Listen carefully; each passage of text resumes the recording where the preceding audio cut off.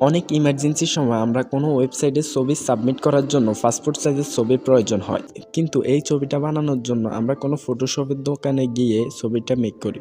তাই আজকের ভিডিওতে আমি আপনাদেরকে দেখাবো কোনো ঝামেলা ছাড়াই কিভাবে শুধুমাত্র আপনার সিম্পল একটি ছবিকে পাসপোর্ট সাইজের ছবিতে পরিণত করবেন একদম ফ্রিতে একটি ওয়েবসাইটের মাধ্যমে।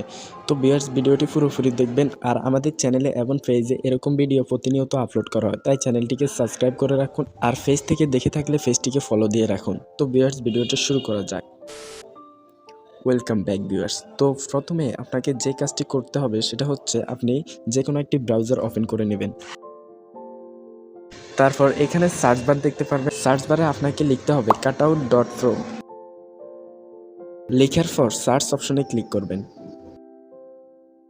তারপর একটু নিচে চলে যাবেন। নিচে গেলে এখানে দেখতে পারবেন আপনাকে এই ওয়েবসাইটটি সাইন ইন বা লগ ইন করার জন্য একটি জিমেল অ্যাকাউন্ট সিলেক্ট করতে বলছে। তো আপনি একটি জিমেল অ্যাকাউন্ট দিয়ে এই ওয়েবসাইটটিকে লগ ইন করে নেবেন। যে লগ ইন হয়ে গেলে তারপর এখানে দেখতে পাচ্ছেন আপলোড ইমেজ নামক একটি অপশন, এই অপশনে ক্লিক করবেন। এখান থেকে আপনি যে ছবিটিকে পাসপোর্ট সাইজে পরিণত করতে চান সেই ছবিটি সিলেক্ট করবেন। তো আমি এই ছবিটিকে সিলেক্ট করব। এখানে ডান অপশনে ক্লিক করব।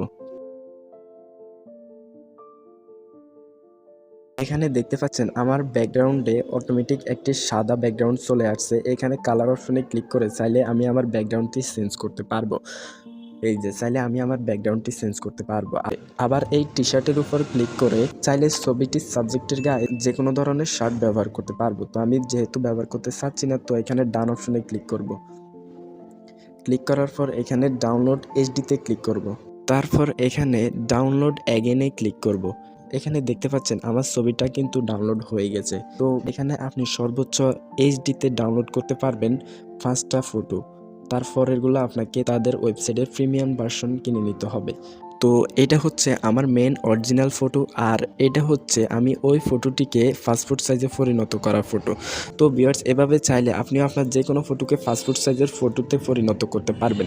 তো ভিউয়ার্স, ভিডিওটি আজ এ পর্যন্ত। ভিডিওটি ভালো লাগলে অবশ্যই চ্যানেলটিকে সাবস্ক্রাইব করে রাখুন, আর পেজ থেকে দেখে থাকলে পেজটিকে অবশ্যই ফলো দিয়ে রাখুন। ধন্যবাদ সবাইকে ভিডিওটি দেখার জন্য।